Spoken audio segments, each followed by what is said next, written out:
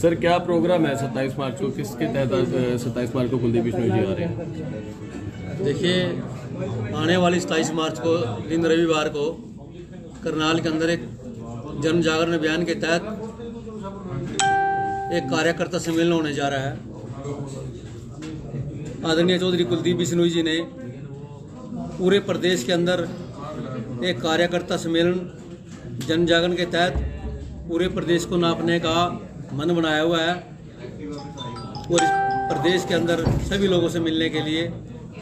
तो जन जागरण अभियान के तहत हमने चौधरी कुलदीप बिश्नोई जी को प्रार्थना करी थी कि जब भी इस प्रोग्राम की शुरुआत की जाए वो करनाल से की जाए, तो उन्हें हमारी प्रार्थना को स्वीकार किया। तो इस प्रोग्राम की शुरुआत जो प्रदेश के कार्यक्रम है वो करनाल से होने जा रही है। और आदरणीय स्वर्गीय चौधरी भजनलाल जी का यहाँ से गहरा लगाव था। इस परिवार की एक यहाँ से उनका अपना परिवार है करनाल के अंदर, यहाँ से वो सांसद भी रहे और इसलिए इन लोगों ने यहाँ पे करनाल से ही शुरुआत करी है। और कांग्रेस पार्टी के अंदर जो आज लोग देख रहे हैं, भारतीय जनता पार्टी प्रदेश की सरकार 7 साल हो गए, यहाँ पे लोग बीजेपी की सरकार से दुखी हो चुके हैं। और जब बीजेपी की सरकार आई, मनोहर लाल खट्टर जिस प्रदेश के मुख्यमंत्री बने, हरियाणा जनित कांग्रेस पार्टी गठबंधन था, उससे हमारा 4 साल गठबंधन रहा। और आदरणीय चौधरी कुलदीप बिश्नोई जी उस पार्टी के सुप्रीमो थे। और जो लोगों ने वोट बैंक किया, जो वोट किया वो चौधरी भजनलाल जी का वोट था। जो इस समाज के 35-36 बिरादरी के लोग थे, चौधरी भजनलाल से जुड़े हुए थे, वो उनके कहने पर बीजेपी में ट्रांसफर हो गए थे। क्योंकि बीजेपी ने चौधरी कुलदीप बिश्नोई जी को ये कमिटमेंट किया था, चाहे इनका वो राष्ट्रीय अध्यक्ष हो राजनाथ जी हो, चाहे वो उससे पहले प्रदेश के अध्यक्ष कृष्णपाल गुर्जर जी रहे हों, रामविलास शर्मा जी थे, सुषमा स्वराज जी थी। इन्होंने उनकी वीडियो देखना, राजनाथ जी उस टाइम अध्यक्ष थे, राष्ट्रीय अध्यक्ष उनके, तो सब ने इनको चौधरी कुलदीप बिश्नोई जी के कंधे पर यह बोझ डाल रखा था कि आप इस प्रदेश के मुख्यमंत्री बनोगे और हम आपके साथ हैं। ये कमिटमेंट किया था। वो एक अलग बात है कि बाद में उन्होंने बेईमानी करी, वो अपनी बात पर खरे नहीं उतरे। ये कि झूठी पार्टी है, जिससे भी वादा करती है वो अपने वादे से मुकर जाती है।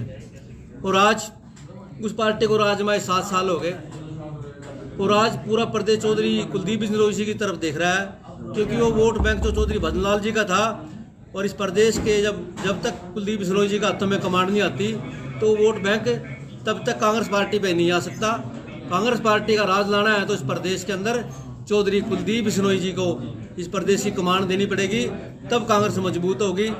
इसी कड़ी में हमारा 27 मार्च को केवल करनाल जिले का ही कार्यक्रम है। इस प्रोग्राम में केवल करनाल जिले के ही कार्यकर्ता भाग लेंगे, जिसको चौधरी कुलदीप बिश्नोई जी संबोधित करेंगे।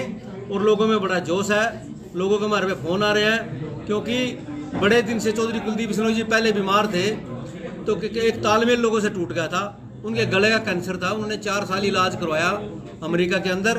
फिर ये कोविड का आ गया, कोई प्रोग्राम नहीं रख सके।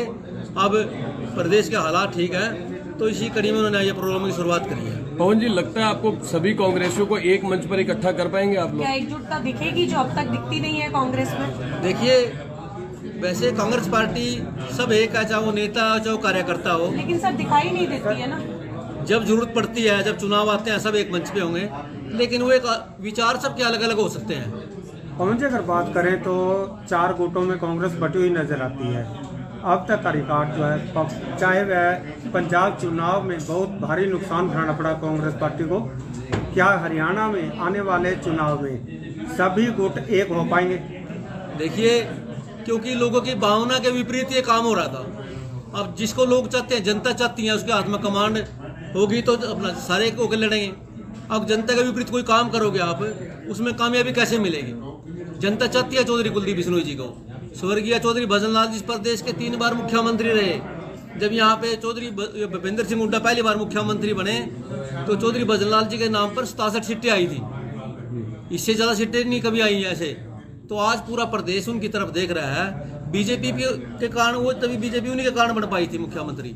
नहीं बीजेपी के यहाँ तो किसी गठबंधन के बगैर बीजेपी ने कोई चुनाव ही नहीं लड़ा यहाँ पे। आपके सबके सामने है, कभी 5 सीटें आती थी, कभी 6 सीट आ गई, तो किले तो कभी चुनाव लड़े नहीं। पंजाब के अंदर देखिए आप, उनकी 2 सीट आई, भले ही उनका पूरे राष्ट्रीय लेवल पे मोदी जी इस देश के प्रधानमंत्री हों, लेकिन वो सुनवाई नहीं कर पाए वहाँ। ऐसे ही हरियाणा प्रदेश में था। हरियाणा प्रदेश में चौधरी कुलदीप बिश्नोई जी के कंधे पर बैठ के इस प्रदेश की सरकार बनी और फिर बाद में इन लोगों ने इसे धोखा किया। ये जनता जानती है। और करनाल की बात देखिए आप, जो सीएम सिटी है, यहाँ पे कितने बड़ा स्कैंडल हुआ है। डीटीपी कितने पैसे उसके घर से पकड़े गए, लोग परेशान हैं। डीटीपी यहाँ के किसी लोकल आदमी के एमएलए के तक के फोन नहीं उठाते, क्योंकि उनको सीएम का संरक्षण है। वो पैसे लेते थे, ये शेयर ऊपर तक जाता है। और यहाँ के जो एमपी है वो अपना शेयर लेता है, मंथली लेता है उनसे। और कई नेता ऐसे हैं, अगर जांच ही आगे बढ़ी तो उसमें बहुत नेता फंसेंगे। सर बीजेपी के बहुत से ऐसे पार्षद हैं जो बीजेपी के बहुत से ऐसे पार्षद भी हैं जो मुखर होकर अब सामने आने लगे हैं, उनके भी काम नहीं हो रहा, क्या कहना चाहेंगे? देखिए, उनको भी अनदेखी हो रही थी, उनकी भी अनदेखी हो रही थी। वही तो मैं कह रहा हूँ कि इन्होंने आज तक किसी का काम नहीं किया, किसी समाज का नहीं किया, किसी नागरिक का नहीं किया, किसी किसान का नहीं किया, किसी मजदूर का नहीं किया, किसी व्यापारी का नहीं किया, किसी कर्मचारी का नहीं किया। वो इसलिए अब विरोध में आ रहे हैं। उनकी किसी ने बात ही नहीं सुनी।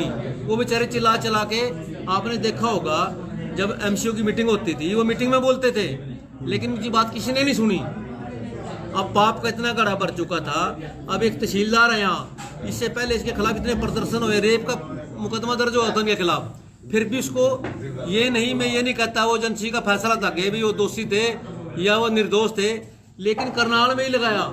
यहाँ पे शहर में लोगों ने प्रदर्शन किए, सड़कों पे बैठे हजारों आदमी, लेकिन फिर भी वो क्यों, वो कमा के देता है। पवन जी, क्या लगता है डीटीपी और तहसीलदार तक ही और भी डिपार्टमेंट बहुत सारे ऐसे हैं जिसमें करप्शन बहुत ज्यादा है, आपको क्या लगता है उनके अंदर ऑडिट होना चाहिए कि नहीं होना चाहिए? इंक्वायरी कसनी चाहिए, बिल्कुल इंक्वायरी होनी चाहिए।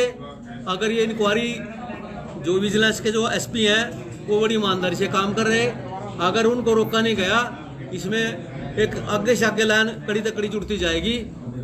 बहुत लंबी लाइन है ये। आपको लगता है किसी बड़े चेहरे का नाम भी आ सकता है? बिल्कुल आ सकता है, रुक सकती है, पैसा भी लगता है। बिल्कुल जी, है ना, ये बहुत बड़े चेहरे का नाम आ सकता है, लेकिन उस एसपी पे दबाव है, इनका प्रेशर है, उसको ये अपना एक किस्म से क्लोज करने के चक्कर में है ताकि इनके नेताओं पे दाग ना लगे। और मैं ये कहता हूँ कि भी मुख्यमंत्री के बिना ये काम नहीं हो सकता। एमपी संजय भाटिया का कहना है कि भाई अगर मेरा इसमें नाम आता है, जो सजा मुझे देना चाहेंगे मैं उसको कबूल करूंगा। संजय भाटिया का ये मैसेज आया। इंक्वायरी करवाइए, मैं कहता हूँ कोई अच्छी एजेंसी से, सीबीआई से इंक्वायरी करवाओ। अगर वो निर्दोष है तो कोई इसमें क्या बात है? अब कुलदीप बिश्नोई 27 तारीख को जो प्रदर्शन करने वाले हैं वह भ्रष्टाचार पर है, क्या वह इंक्वायरी पर जोर देंगे? उसका क्या मुद्दा रहेगा? मुद्दा क्या है उससे? उनका मुद्दा ये है, वो प्रदेश की जनता जो दुखी हो रही है, आए दिन महंगाई ने देख लिए, तेल क्या रुपये लीटर था, आज क्या रेट है। किसान की बात देखिए, किसान का कट ऑफ टाइम कितने का था, आज कितने का है। और इन्होंने किसानों के खिलाफ जो एक बात वादा करके फिर बाद में वोट लेके वादा खिलाफी करी। एक इस देश के जो, इससे बड़ा क्या हो सकता है? आदरणीय नरेंद्र मोदी जी इस देश के प्रधानमंत्री हैं, भारत देश के। उन्होंने अपनी जुबान से ये कहा भी किसानों के मैं जितने भी ये मुकदमे में वापसी लूंगा और जो किसानों का एमएसपी वाला जो रेट है सब मैं खत्म कर दूंगा, लेकिन तीनों काले कानून। लेकिन बाद में क्या हुआ? इलेक्शन के बाद एकदम 5 स्टेटों में चुनाव था अपना, फिर उन्होंने मना कर दिया। आज फिर किसान सड़कों पे बैठे हैं बेचारे। ये झूठे आदमी हैं, इनकी बात का कोई विश्वास नहीं कर सकता। और आदरणीय नरेंद्र मोदी जो एक इतने बड़े, मैं कहूँ झूठ के। पवन जी, जनता क्यों विश्वास कर रही है? 5 स्टेटों में चुनाव थे, 4 स्टेटों में बीजेपी पार्टी दोबारा से बनती है, जनता क्यों इन पे विश्वास कर रही है? आप लोग कहते हैं कि ये झूठे हैं। देखिए, ज्यादा दिन किसी की झूठ नहीं चलती। अब जो नया चुनाव है उसमें कई प्रदेश में तो नया बिल्कुल है ना, ये सत्ता में थी नहीं वहाँ पे, किसी में अब आई है। अब जनता ये चाह रही है, अब जैसे नेता ही है कोई दूसरी पार्टी के भी, अब जो अगर जनता के अनुकूल आप चलोगे तो जनता साथ देगी, अगर जनता के विपरीत आप काम करोगे, जनता के विपरीत किसी नेता को उठाओगे आप, जो किसी पार्टी की बात है, उससे जनता, वोट तो जनता ने डालने हैं। तो इसलिए ये हाल हो रहा, जनता के विपरीत काम हुआ है। जो जिसको कमांड दी गई वो जनता के विपरीत थे। अब पंजाब के अंदर देखिए, वो जो कांग्रेस पार्टी के प्रदेश अध्यक्ष थे वहाँ सिद्धू जी, उसको यही नहीं मेरा भी मैं सुबह क्या कह रहा शाम को क्या कह रहा, तो ये जनता के विपरीत था। ये नहीं, वहाँ कांग्रेस पार्टी की सरकार बनती वहाँ पे। पवन जी, अगर हरियाणा की बात करें तो पूर्व मुख्यमंत्री भूपेंद्र हुड्डा अपने सपुत्र को चेहरा बनाकर कांग्रेस का आगे लाना चाह रहे हैं। कहीं ना कहीं हाईकमान पर भी इस चीज का दबाव रहता है। नहीं, ये तो अखबार की झूठी बातें हैं, खबर वह लगा देते हैं। फिर वो अपना अगर वो चाहता तो मैं भी चाहता हूँ मुख्यमंत्री बनना, मैं पता नहीं क्या चाहता हूँ बनना। उसके चाहने से ना चाहने से कुछ नहीं बात होती। वो हाईकमान ने देखना है क्या फैसला ठीक होगा, क्या जनता किसको अपना स्वीकार करेगी, किसका वोट बैंक है, क्या कोई भलाई के काम करेगा, ये बात है। पवन जी, एक लास्ट अपील, लोगों से क्या अपील करना चाहते हैं 27 मार्च को जो आपकी रैली होने जा रही है?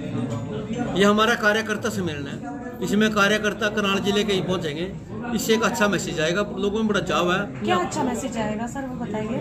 कि क्या आप महंगाई को लेकर लोगों के लिए क्या अच्छा करने वाले हैं, जो आप चाहते हैं कि आप की पार्टी द्वारा किया जा सकता है और भाजपा द्वारा नहीं किया जा रहा है? जो ये महंगाई की बात है, अगर कांग्रेस पार्टी का राज होगा तो महंगाई नीचे आएगी।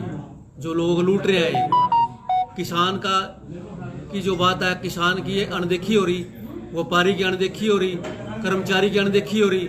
अब कितने कर्मचारी हैं ये हटाए जा रहे हैं कि हर कर्मचारी किसी डिपार्टमेंट में 3000 है तो आज उस डिपार्टमेंट में 1000 आदमी न रहे, ये उनको डीसी रेट पर लगा रहे। जो अच्छे अच्छे नौजवान पढ़े लिखे हैं, MA BA पास, उनको ये कहना मजदूरी वाला काम करवा रहे हैं। किसी डिपार्टमेंट में भी परमानेंट जॉब नहीं निकाल रहे, और हर चीज आउटसोर्सिस पे कर दी।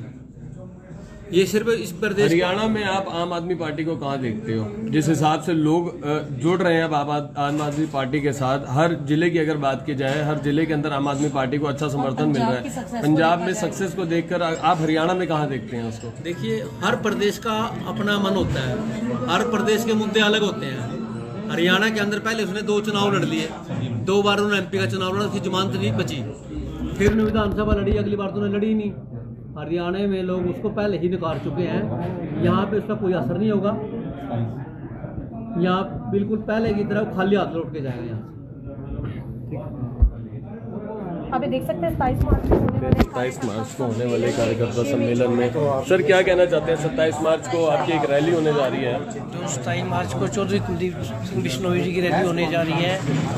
आज कार्यकर्ता सब तैयार बैठे हैं आने के लिए, बहुत इंटरेस्ट लिया है कार्यकर्ताओं ने। कार्यकर्ता ज़्यादा बढ़ चढ़ कर भाग लेंगे और हमारी रैली में बहुत ज़्यादा कार्यकर्ता पहुंचेंगे। यहाँ करनाल मतलब ज़िले से पहुंचेंगे। करनाल ज़िले की रैली है और हमारी रैली बहुत ज़्यादा सफल होगी और पूरा का पूरा शेड हमारा खचाखच उस दिन 27 मार्च को आपको भरा मिलेगा। सर क्या अपील करते हैं लोगों से, लोगों से क्या अपील करना चाहते हैं सर? मैं लोगों से यही अपील करना चाहता हूँ, देखिए चौधरी बिश्नोई जी एक बेदाग छवि, ईमानदार और काम करने वाले, जितने त्राहिमाम हरियाणा के अंदर फैला हुआ है वो सब पे कुलदीप बिश्नोई जी कंट्रोल कर सकते हैं। इसलिए उन्होंने हाईकमान के निर्देशानुसार 27 मार्च को जो करनाल कार्यकर्ता सम्मेलन रखा है, मैं सभी भाइयों से हाथ जोड़ के निवेदन करता हूं कि कुलदीप बिश्नोई जी के इस कार्यक्रम में बढ़ चढ़ कर भाग लें। देख सकते हैं आप लाइव तस्वीरों में किस प्रकार से तमाम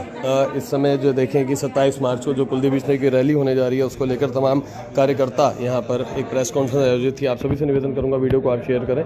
धन्यवाद।